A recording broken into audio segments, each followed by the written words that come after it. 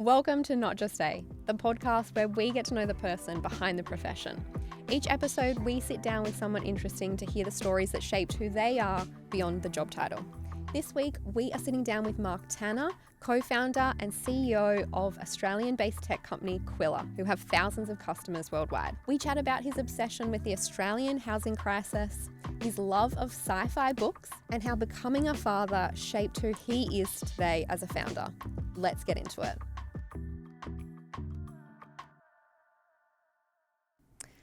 Mark, welcome. Thank you. So great to have you on the show.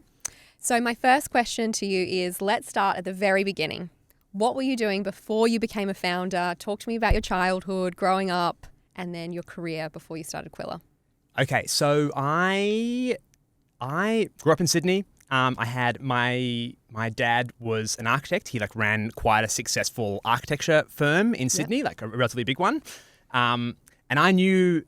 It's funny, from a young age, he knew what he wanted to be, and he knew what he wanted to do, and he always wanted to be in buildings and gardens and whatever else.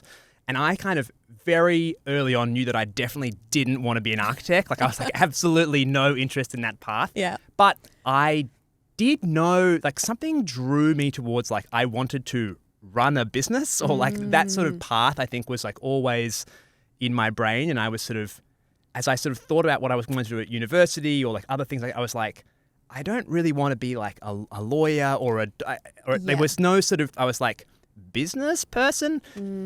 I don't know what. Anyway, I ended up doing an arts degree, which was a complete random tangent, and had a whole bunch of a great time doing that.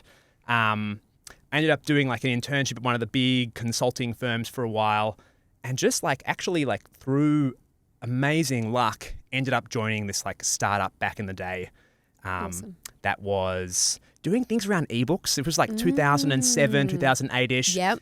This company had been around for ages. Ebooks had been doing absolutely nothing. It'd been this tech that had been around that had kind of nothing happened. Yeah. I joined just as the Kindle launched and the iPhone launched. And there was all of a sudden lots of excitement. Lots of exciting things happening. Yeah. And so I got by complete... Honestly, it was this strange family friend connection thing. They looking for someone junior to come join. I got joined this absolute rocket ship that was starting to explode. Yep. And this absolutely fantastic time. That company went through a million pivots and whatever else, but it was a great first taste at what a startup type journey could be. Yeah. And very luckily for me, ebooks again, which I'd fallen into. And I was doing all these deals with, media publishers, so all the big book publishers in Australia, trying to get them onto our platform and across Southeast Asia, etc. At the time, ebooks were blowing up globally, and there were a bunch of other companies that were looking to hire people who had lots of good contacts in the digital publishing world. And again, I was speaking at some industry conference on the future of media, which the media just loves to have conferences about the future of media. It's one of their favorite things to do. And so I was at that conference. I met this person from Google. They were looking for someone to basically be Google's representative in Australia as they rolled out what ended up becoming Android's content store. Yeah, wow. And so doing deals with Fairfax and News Corp and Penguin and the publishing houses News Corp's magazines and Channel 7 and all that sort of stuff. And so that was a really fun, exciting journey. I did a bunch of deals in Australia, and New South Wales New Zealand and across Southeast Asia. Ended up going to New York, doing a bunch of stuff, deals with them, which was the head office for all of Google's media deal stuff. Mm-hmm. And then it just became frankly, a bit boring. There's something when you're in a spot like that, there literally is so many deals that you can do. Yes. And at a certain point, we'd launched in every country. We'd done all the deals. Yeah. And it kind of became more managing the stuff, and managing media deals with very political organizations is less interesting than going and doing the new deal. But also there was this girl back in Sydney who was pretty great, and I was kind of keen to see if that was going to work out. So I was looking for an excuse to come back home, and that's roughly when we started the journey down to Qwilr. Yeah, okay, awesome. So many things I want to ask you off the back of that. First off, do you have any siblings, and did they go down the architecture path? So I do. I've got a younger brother. Yeah. He was the great hope, you know, but alas, He's a sculptor. So he went and did wow. so my dad is one of those people who you can just like turn up at a building site and he'll immediately be able to start sketching like what it could be. And he's sort of very sort of visual like that. Yeah. My brother's the same, except he's ended up being like a metalwork sculptor. Yeah. Awesome. I think he's also inherited a bit of like the entrepreneurial thing because he's got his own little company now and he actually weirdly owns one of the few metalwork foundries in Sydney. There's like not many left. So he's got one in Marrickville. Wow. So he makes his own art there and his own products there, but also does a bunch of casting for other artists, other like designers. Weirdly, our cousin is like quite a famous industrial design person. So he makes a bunch of his very fancy lights. Yep. Very impressive family. Yeah. Well, his is very cool because it's not, Australia doesn't make stuff. Really? And I think he's there's this little vanguard of people who actually go and sort of like kind of sort of doing interesting things around like building businesses that actually sort of make things in a sort of way that's sort of a little bit different and novel and I think quite hard. So yeah, he, again, not quite an architect, but like at least vaguely close. Yeah, so Dad's like, all right, we got one. Halfway there, you know. Moving into the ebooks, do you read? Heaps. And what are you reading now? First of all, I should say I hate reading ebooks. Yes, just ebook as a form factor is like very confusingly, I hate it. Yeah. I love a physical book, and I also like audio quite a lot. Okay. Yep. Appropriate if you on the other end of this thing. Hopefully you like audio too. No, but so right now I'm actually reading. So I tend to read either history. Yep. Or like science fiction. Okay. So I'm either like sort of going into the past or like imagining the future to some degree. Okay. And then I'm reading this like this sci-fi that's like set in this future empire, crazy, weird sort of state, which is like has a lot of like I love sci-fi that has like quite weird. In this particular one, there's like one of the future peoples has invented this thing that sort of collects memory throughout your life and then you can pass it on to like the next person sort of doing your sort of thing. Okay. And the like intergalactic emperor wants to like get this technology so he can kind of rule forever in this sort of weird way. Yep. Anyway, interesting sort of concepts. Yes. But yeah, I've got to say I really love like histories and biographies, but I also love people who can do a great job at imagining like 1,000 years in the future, like what might that sort of be like as well. And I think that would be such a great switch off from work to then just go into this world that 100% is out of totally this world. Exactly. Yeah. Awesome. So I was going to ask you about New York. How long were you there for? Not that long, only like about 2 years or so. Yeah, cool. And did the girl work out? Yeah, yes. She's now my wife. I'm married, for those at home, mother of our 2 children, so it worked out very well. Excellent. Very good. So segueing into you being at home, who are you when nobody's watching? So what's the version of yourself that exists completely outside of work? Yeah, I'm something I've become quite good at. So early on this is a chat I have a lot with like other founders of tech companies. Early on in a startup's life, your boundaries are very bad. Like you've got this little baby startup thing and you're like, will it survive? And you kind of often do just work at it. Yes. All the time. Yeah. And you may have human babies as well. Yes, exactly. Yeah. And I think that's probably like an interesting theme perhaps throughout this chat is about like the impact of like kids on this because that's a very big and wonderfully positive forcing function around getting more balance in your life. But outside of work, I've become incredibly good at having strict boundaries. Like when I'm out of work, I don't have email on my phone. I had to download email to like contact you guys to like find my way here today. That's very different for a founder, you would imagine. Well, I sort of have a thing of like, I have this wonderful laptop. Like when that's open, I have all the things I need. I don't have Slack on my phone. I try to sort of be like, I'm either intentionally working or I'm sort of intentionally not. I try to take like weekends sort of seriously. So like, to be honest, I've got a 4-year-old and a 6-year-old. Yep. The boring answer is like when I'm outside of work, I'm a dad. Yeah. You know, I'm sort of I like helping out, cooking dinners, Yep. I'm a believer in like, it's not just quality time, it's quantity time. Like Yep. you just should be there for a lot of it. And so like I Yes. do a lot of pickups and drop-offs, and Yep. my wife is also amazing and does like obviously lots and lots. Yeah. But like, yeah, do dinners, do bedtime, bath time, read books, all that sort of stuff. So I love all of that.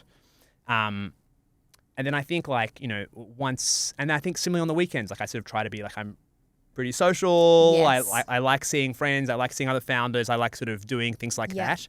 But I get a lot of energy from like hanging out with my kids and my family, but also from like hanging out with like my friends and interesting people who work in a similar space to where I am. Yep, definitely. What's your best meal that you cook? What would your kids say and your wife? Okay, so my kids would say, I am like the meal that my wife hates Yes. is like chicken pesto pasta. Which is like my go-to Oh. comfort food sort of thing. So I have like bacon in there and mushrooms and a bunch of other sort of things. Not that she hates, but just like I think she's probably a little bored of it. Yeah. I've become, though, over time, a few things. I've become a pancake king. Once you go Nice. down the zone with pancakes about like Yes. making them extra fluffy and how you get the good things on there and whatever else. Also, Nagy has been a big help. I don't know if you have her in your life, but the chef. Yes, I do. Yeah. Recipe Tin Eats. Anyway, Oh, she's so good. I have a wife who's a very good cook, so it was Yes. it took me a little while to kind of find my lanes, as Yeah. it were. But like, there's something with an actually good cook, not just someone who can follow a recipe. Like, she'll be making a curry or like some sort of Asian dish, and be like, "Oh, it needs insert some spice," and I'd be like, "Does it?" Yeah, Like, I or some don't know. sauce, or Yeah. I didn't know we had this. But like, there's this sort of like knowledge of flavor profiles and Yeah, whatever else that wow. I don't Yeah. have that. But I can do a great schnitty and a chicken pesto pasta, Great. and you know they're pretty good. I mean, I think it's quite impressive. So well done. Thank you. Yeah. So cooking is obviously a big passion for a lot of people, but I want to ask, what is your passion outside of work? I have like a few different ones. I think I think at the moment like that there's been a few different things that I've been like taken spend my time sort of thinking about or like diving into. I suppose at the moment for me, like this is going to be like a very odd one, but I've become totally obsessed with like the housing crisis. And like the economics Tell of me it. more. Tell me more. I know. Well, I've sort of been like, so there's a whole bunch of people who are doing, there's a whole bunch of people in different strands of life who are trying to do lots of things. And I suppose maybe I should say in a more broad sense, just like public policy. Yeah. And just like how governments do things that often from a place of like well-meaning like things that just like add cost or add pain or like make it harder to actually like build more or do various things like this. And it's one of those, again, like one of those funny ones where you sort of, I actually went to university with like the housing minister of this state by randomly. Yeah. And also a bunch of people who were like, I was very involved in student politics at university, which read into that what you will. Yeah. And yeah, like a whole bunch of people at Sydney Uni who were doing that have since gone on to do interesting things like at state and federal levels. But like, I'm also just like interested in like, I suppose like the economics of it all and how a complex system like that sort of works and comes together. Yes. And you look at this thing, which is like, I mean, Sydney is a really wonderful city and it's Yes. great. Yeah. And I honestly think on almost all vectors other than how insane it is, the cost to buy anything here. Absolutely. It's a really wonderful city. And if we Yeah. could just like not have that be like horrendous, Yes. it would really help a lot of people. Yeah, I think a lot of people would love that. And I think like, so anyway, I've become, there's a whole bunch of people who are doing some really interesting work across like, you know, YIMBY type people and economists and public policy people. And it's one of those things that like, I think that there's interestingly, a lot of answers as to like what works. Like New Zealand has done some interesting stuff. I'm going to a talk with their housing minister in a few weeks' time. But it's like one of those things that has become this like strange obsession for me. Yep. And it's not something I think people would normally think that like a tech CEO would get all riled up about. Yep. But I think when you have like employees, like a lot of my employees are like in their like late 20s or mid to late 20s through their mid to late 30s. And we've got obviously employees who are, you know, a bunch older than that. But like a lot of them are in that sort of zone, as like most startups are. And like there's a whole bunch of people who are like, you know, getting married, wanting to buy a house, having kids. We don't pay our people poorly. Like they're paid like really good salaries. Yep. And it's like, it's tough. It's really hard. Yeah. And I think that's like it's a very interesting, because again, no one in Australia was like, let's make it like horribly unaffordable to like do this. Although maybe there were a couple of people who thought that actually. But anyway, but like I think it's a very interesting thing of like how society has like, made this huge problem without necessarily like intending to do so. Do you think that they're going to be able to fix it, especially here in Sydney, or change it? I'm like fervently of the belief that it's over like the medium to long term that it is actually like relatively fixable. But it's not. It's going to take ages. Yeah. And I also think that it's not a guarantee that it will get fixed. And I think like this is why I sort of have become slightly more active and like more like passionate, because it is like, I do think that it's, again, there are some known things that can meaningfully improve it, but they're things that you have to fight for. And there's an interesting dynamic with housing where for the new housing to be built, like the existing people who have their stuff today, it's very easy for them to push back and say, no, we don't want this. But for the like extra 100 people who could be living in that area, they don't have a voice in any of this. Anyway, there's a whole bunch of things that I think can be done, but and I think the government in New South Wales actually is trying to do a lot of the right things. But also something I've been thinking about a lot recently. There was a friend who's a writer who literally all he does is just walk around. He travels around the world and walks various places. And now he's in Sydney, walking around Sydney, and soon do a tour of Australia. And like he was just commenting on like, this is paradise. Like we live in a really, really special city that's very beautiful. Things generally work here. Like, you know, you go live in New York and you're like, I love the New York subway, but it's also a disaster. Yeah. And like the new metro's just like, I just got off the metro. I'm like, this is it's great. Every time you do it, it's unbelievable. Yes. Like, so like, it's like things work here generally. Yeah. Like I was at the city to surf on the weekend. Again, like that's a huge. There's 100,000 people going to Bondi. Yes. You finish it, you get your medal. You get a little Gatorade. It's all very easy. You get in the bus. It's very like we sort of have this system. Like, and I think that there is something funny where like, in America, if your city is really expensive, there's like 30 other cities that you could go and move to, and a lot of them, it's not perfect, but people are like, oh yeah, I could go here or I could go there. Yeah. I think a lot of people are like, no, I kind of only want to choose Sydney. Yes. And that's like part of the problem is that like if you have a lot of people who are like, no, I just really want to live here. Yeah. I think that the price is like sort of, Yes, it is makes the it promised hard. city, as many people say. Well, this is a good segue because my next question is, if you could be known for something completely different than what you're known for now, what would it be? And would it be something miracle solver of the housing crisis would be an unbelievable thing to be known for. I mean, honestly, it probably would be something. I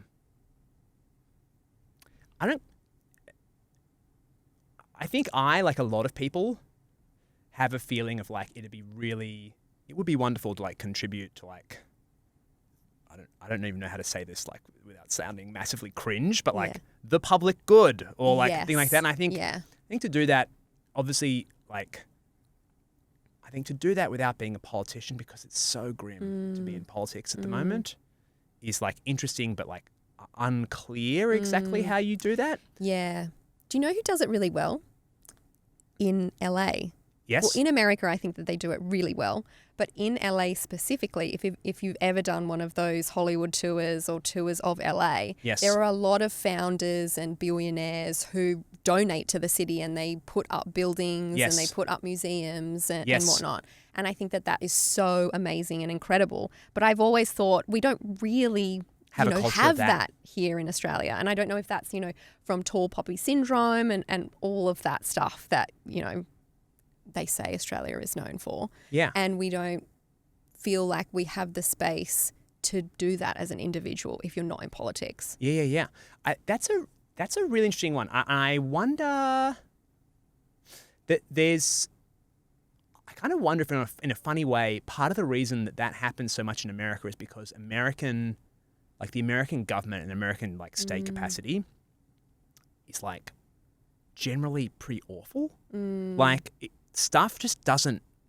Yeah. Stuff routinely you'll be like, oh, I'll go and do living in America. You're like, I'll go and do this normal task of if you've ever gotten a driver's license in America, it's I'm just going to sit in a room for 6 hours. Gosh. And you go to Service New South Wales and someone says, oh, why'd you come in? You can just do it on the app. And you're like, oh, it costs $17 and it happens that second on the app. And you're like, I think America, the private sector is actually kind of, maybe not consistently, but often is better at doing stuff. And so you get these super rich people who then are they're sort of almost stepping into the gap that I think sometimes we're lucky enough to be I don't know, we maybe don't have we to don't do have that to have that in the same way. But there is something about philanthropy in Australia isn't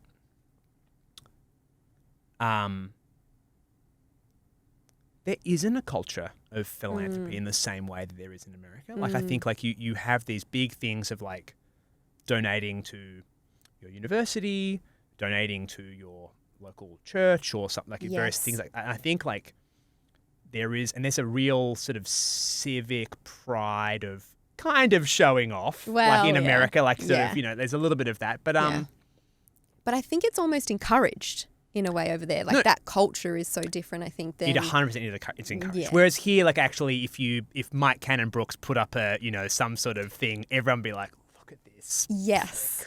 Who does he think he is? It's true. So, yeah, it's an interesting one. I think that sort of zone of how you try to have some sort of positive influence on that sort of broader society. I think it often is the case. It probably is the case. You just have to go on and get involved with politics or get involved in some sort of local way. Yeah. But yeah, if I could magically, I haven't figured that answer out yet. But I suppose there is definitely something. I think when if it wasn't, and look, if I ever leave Qwilr, I will almost certainly start another tech startup and go on this journey again. Yeah. But if I was to do something else, I think there would be something. I do think it's making government and or at least that sort of side of things work really well for all Australians is such a a positive thing that you could try to do. True. Although many people go with that intention and then it's unclear if they actually make it better. So who knows? Well, Mike Cannon Brooks, if you're listening, we're for you doing something. Go for it, mate. Come on, Mike. Just a cheeky bill. Just go do something. A museum. Why not? Who knows? So my next question is, what's a lesson you've learned outside of work that actually made you better at your job? I'm just going to go back to that thing I sort of alluded to earlier, which is I think one of the biggest things that made me meaningfully better at my job was having kids. Yeah.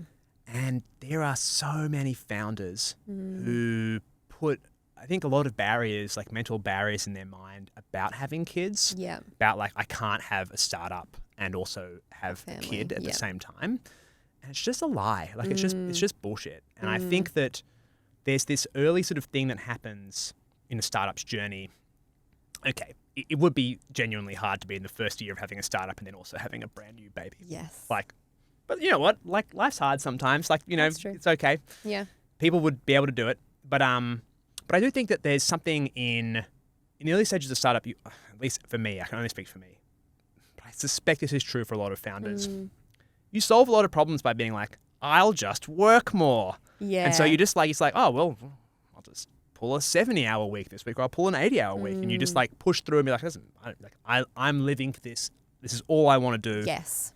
And like the reality with that is, I mean, first of all, that's fine and that's good. And actually, do you know what? Sometimes that should be kind of like celebrated in a way, but like to a point. And like there's also a sort of reality with like the marginal hour you add. So like, you know, the quality of like 65th hour. Yeah. It's not very good. Like, do you know what I mean? Like I'm not like pushing out my magnum opus in that sort of time. Like I'm, you know, it's there's only so much like creative, innovative thinking that can happen.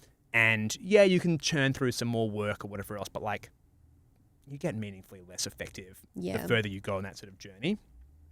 And I think having kids was just this wonderful forcing function to be like, hey, I can still work a 50-hour week. Yes.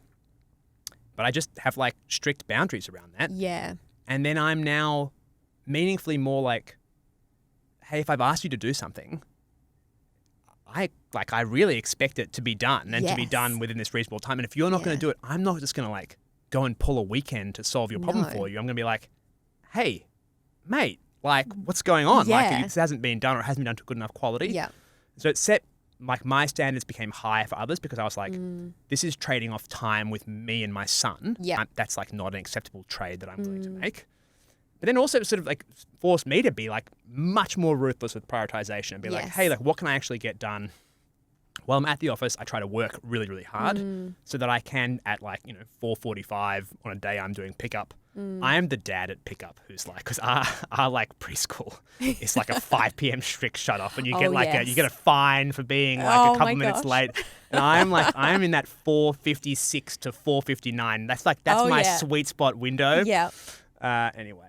Sometimes I'm like running the last few hundred meters. Any fines? I have been fined. Okay, That's not when you get the call and you're like, oh, I'm so far away. Oh no. And they're like, where are you? I'm like, oh, I'm just coming right now. Yeah. 2 minutes away. I'm just definitely not ordering an Uber right now. I still think that I got a lot better at like what actually matters. And then just like working really, really hard on that and actually realizing that a lot of stuff doesn't matter and doesn't move the needle. Yeah. And I think that in and of itself is like one of those things that outside pressure allows you, that's like such a fundamentally positive lesson of running a business is like getting much better at delegating. Getting much better at holding people to account, getting much better at managing your own time, getting much better at prioritization, both of my staff and others. Yeah. And just like I have high standards for myself, what I get done, and for others. And all of those things kind of compound in a really meaningful way. Yeah. But it was kind of catalyzed by there being, you know, like a boundary in life that I'm like, I'm just not trading this off anymore. Yes. And I think, you know, to some degree I had previously been like, no, I'm the founder. I'll just work more and I'll be all on my shoulders. And now I'm like, no, you get paid. Like, I've hired you to do the job. Go do the job. Like, you know.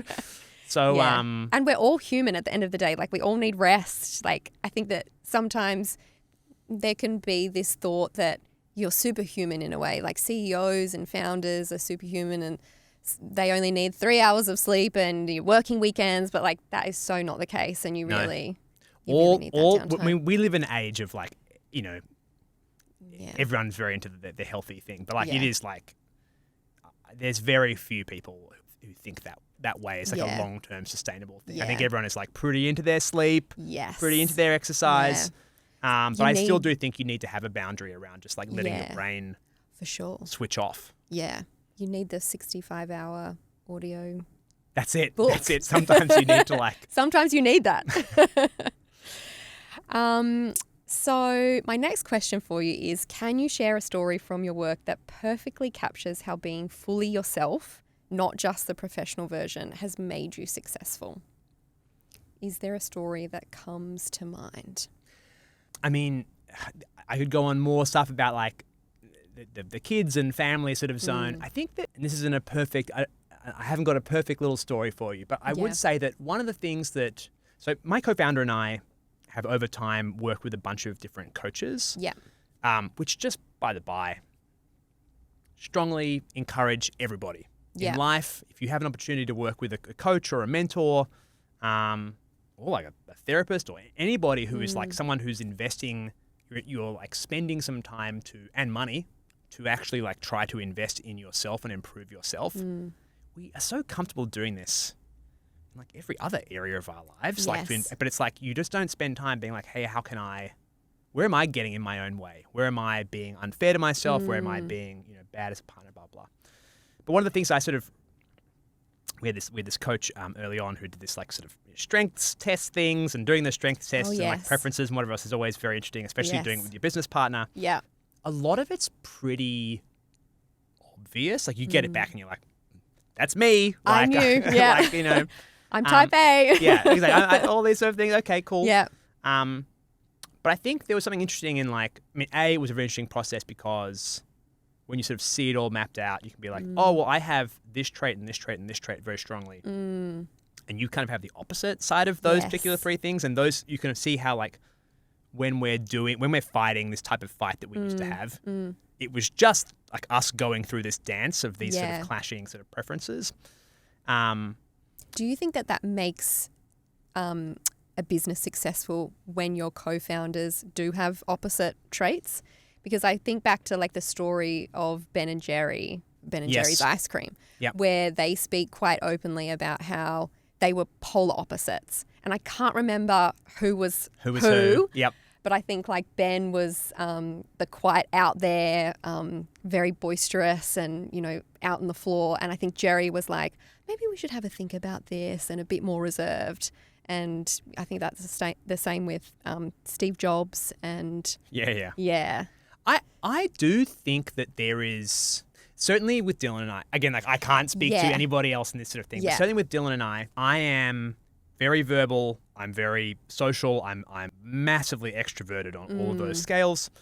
I'm very intuitive. Yeah. Like I will see a problem, present it, and I will not always, but often just like I will intuit what the answer is. Yeah. Or like I'll have a feeling about this is sort of, that's wrong. Yeah. Or sometimes, and I do have that sort of as my superpower, and I think Dylan is very much the opposite. He's much more, he likes to read things, he likes to write things down. Okay. He likes to think about things. Yeah.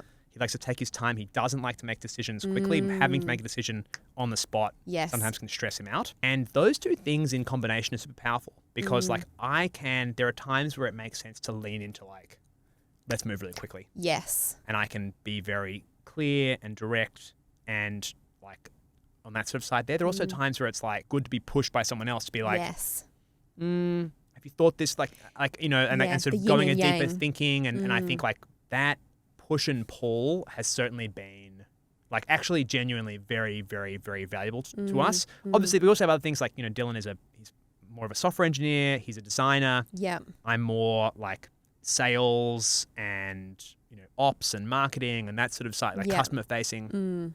Sort of different sort of skill sets there. But I think like to the sort of original question about like when were you sort of authentically yourself, I think over the last few years, there's been a journey that I've been finding about being like knowing when to trust the intuition and be like, oh, actually the answer's this. Yes. And actually the wonderful thing about being intuitive sometimes is you actually can like make a clear decision really quite quickly. And if you can communicate with the team really quite quickly, it can feel like it can help having that sort of feeling of like clarity and momentum. I think like a great leader often gifts you can give to your team are like a gift of clarity. If everyone knows clearly where we're going and what we should be working on and what actually matters in that journey and what purpose kind of doesn't actually really matter that much. Yeah. That's really important. And then if you have that with like a sense of momentum, like a sense of like, hey, like things are happening. Like we are like, not only do we know where we're going, but we're kind of getting there. Like it's a long way to go, but like we're going. Yeah. Like those two things I think really are sort of like, and there's different ways, again, like there's a Dylan way of reaching it, there's a Mark way of reaching it. But I do think that for me, leaning into like my intuition sometimes and trying to be like, actually, here is like a path, or like poking, maybe asking them the questions, but kind of knowing, hey, the answer is in this direction. Yeah. Has been something that I've been again trying to do in a balanced way. Yeah. That I think has been like super helpful for us. Yeah, awesome. And what's something surprising that people would not really know about your day to day in terms of work and maybe personal? Yeah, I think so. I mean, different CEOs do different things, but like certainly for me, I try to have like a very empty week. A lot of, I do know there are some CEOs out there who are like, you look at their calendar and there's no gaps. There's no gaps. Yeah. There's like 5 different colors going on there. You're like, it's just like very stressful. Yeah. I'm of this opinion, like with my calendar, I'm very much on the like Tuesdays and Thursdays, anyone can book in time with me. Mm-hmm. I have a lot of my like team meetings, one-on-ones there, company meetings, etc. But then Mondays, Wednesdays, Fridays, I try to at least have like either a block of time in the afternoon or sometimes like the whole day being like relatively open. Mm-hmm. And it sort of means that every sort of, 24 to 48 hours, I sort of have like a big chunk of time where I can like if on a Tuesday, I'm just like back to back all day. Yes. That's fine. Yeah. Like tomorrow, if I'm a day late with answering my emails and my Slack messages, guess what? Tomorrow morning, I'll just go and clear that backlog out. It'll all be fine. But it also means that I have like this flexibility of like, if something exciting happens that I want to spend a few hours on, I've got some capacity coming, I know in the next few days that I can like dive into it. If there's a massive fire and something's really wrong, I can also jump onto that. I also have time just like if someone on my team is like having a bad time or struggling with something, I also have some spare capacity to do that. And then like obviously there are times where like maybe we're on a big hiring binge or we're doing lots of stuff there and I need to just like have like lots of capacity for like interviews and all that sort of stuff like that. Like that can be there as well. But I think like fundamentally, I think like sometimes it can be a bit surprising. Like some people will be like, so like what do you do here? and like because you're like, well, like someone will be like, do you just have like nothing on like your Mondays? I'm like, yeah, basically. Like the Americans aren't online on Mondays, which is a nice freedom thing for me. But I'm like, yeah, like I go to the gym in the morning on the Monday because I don't have any early morning US calls. Yep. And I try really hard to like get my week off to a great start. I do lots of big projects on Mondays because I've had a weekend to like recuperate. I've got lots of good positive energy. Yes. And then Tuesdays and Thursdays anyone can book in time and do whatever and all that sort of stuff there. Do you have a no Friday meeting policy? No, I have meetings on Fridays, but it does tend to be sort of Friday morning and then it kind of like Friday afternoon. Like if I've got like someone like I'll sometimes do some mentoring for founders, whatever else. I'll usually put them like a Friday afternoon because my my high quality work is not occurring from like 2:30 p.m. to 5 p.m. on Friday. Like I'm kind of. I think most people are the same. Monday is like it's really good, and then it's sort of like there's a gentle decline. Sort of by the time I get to Fridays. Yeah. So I'm actually a big fan of sometimes I mean I caught up with some founders for a lunch on a Friday. I'm like, you know what? A boozy Friday afternoon lunch every so often with a bunch of people who work in your industry, like a lovely thing to do. Yeah. And you can still talk shop and talk a bit of gossip and whatever else and other things like that. But it's also a nice sort of like release valve into the weekend. Yeah. But like I really do. Like, I have a high expectation for myself as to what I've done in the week before then, and I sort of like I have a high throughput. And I will I still do work like not every Monday and Tuesday evening, but like almost. And like I still like I think some people are like, oh, like you can just work like a 30-hour week and get it all done. I'm like, I don't know, like how ambitious are you being? True. But there is a balance between those two things. Absolutely. Well, this leads me to my last question, which is, what is your hidden talent? I think for me, it's my one is something to do with, I mean, I don't know, maybe people on this one can sort of judge. I'm incredibly comfortable public speaking. Okay. So, I think the thing that I think sometimes is a thing that I don't really think of as being a talent in a funny way because it's just something that I'm comfortable doing. But it is funny that like when you speak at a conference in front of like a few thousand people, I think that is like genuinely for a lot of people very scary. Really, really stressful. Yes. Did it come naturally to you, or did you do a course? Or yeah, I mean, I did debating in high school. I did a bunch of public speaking. I did some acting and whatever else, but like nothing, just like high school stuff. Yes. But I did a lot of debating and did that very seriously. Yep. I did student politics. But I think like just when you're sort of I've always found in business in a funny way, people are often quite afraid of doing that sort of stuff. So people don't put up their hands to like. So when I was like that tiny little early 20s person working at that ebook startup, and there were all these conferences about the future of media. Oh yes. I'd just put up my hand. I just write in to say, "Oh, can I speak? Or can I be on a panel? Or like I'm from this interesting company. I'd be happy to speak about it." Yeah. More people should just put their hand up for more things because you'd be amazed at people like and was I? I was like some like 20. I'd grown a beard when I was like in my early 20s. Yeah. Just to attempt to make myself look older and like vaguely credible. Yeah. And like. Yeah, I think it was just, so just reaching out and offering to do that, but then like being comfortable doing that. Yes. Such a skill.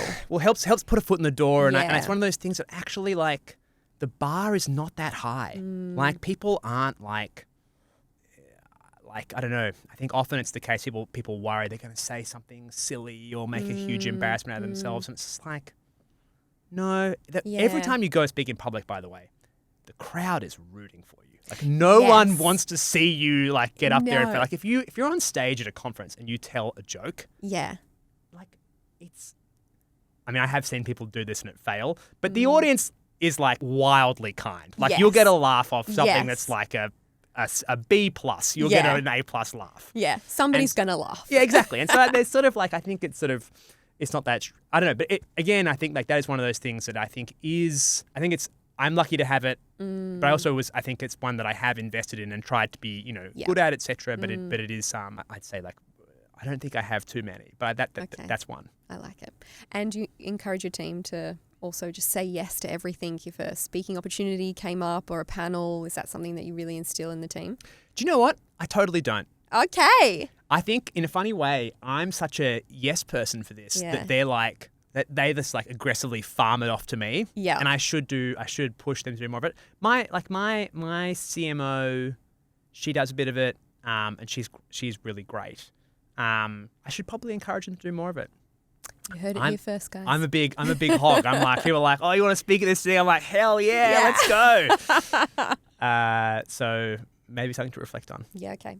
Who is your perhaps a speaker that you admire or look up to that you think is really great at holding a room and inspiring somebody? That's a great question. I'm going to go with people that I know. Yes. Who I've seen. Yep. So at Sydney University there is like the Debating Society of Sydney University. Massive bunch of nerds. Yeah. Great people. Love it. But big nerds. Yeah. I wish I could sort of like, I don't quite know how to put this, but like a whole bunch of people who go through that end up having really interesting careers. Yeah. So someone who I've seen speak publicly a bunch is this woman called Kate Mason. Mm-hmm. She has a book coming out later this year. Okay. Published, there was a huge bidding war in like the New York publishing houses.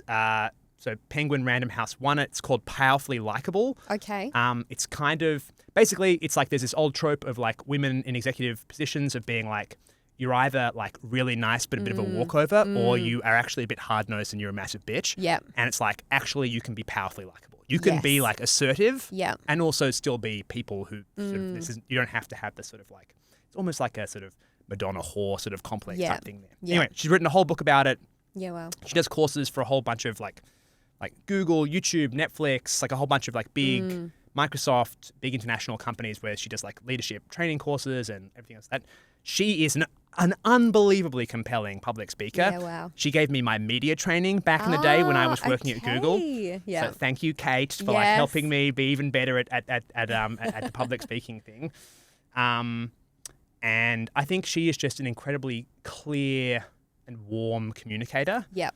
And just like incredibly strong endorsement of her book. I Yeah, should have awesome. I should have had that as my book recommendation earlier. And the other would be this. There's a founder in Sydney. He's the CEO of this incredibly hot, young but like really exploding AI startup called Lorikeet. His name is Steve Hind. Yes. Yep. And they just raised a mega round a little while ago and are doing very, very, very well. But Steve is like one of those people who you just see him thinking so fast on his feet under really challenging situations, like public speaking, like in debating, all that sort of stuff there. And just like the way the brain to mouth connection working is like, you're like, how is this like possible? Yeah, wow. And there are some really great people who in that sort of community who you could see, but I think like Steve is like, I think sort of next level and sort of a really amazing communicator. And everything I see of him doing that, whether it's like, I had a brief window into him fundraising recently, but also like just into his customer communications and how he sort of talks to his team, etc. I think he's just like a very, very, very excellent communicator. Yeah, awesome. Okay, I'll have to check both of those people out. Mark, thank you for joining us. It's been wonderful chatting. Thank you so much. My absolute pleasure. Thanks for having me. Hey guys, I'm Amanda, the host of Not Just A. This is a brand new podcast, so hit that like button, subscribe. Feel free to share it with a friend. If you're loving the content, please feel free to drop us a comment. We'd love to know who you'd want to hear from in the Australian business scene behind the job title. Let us know.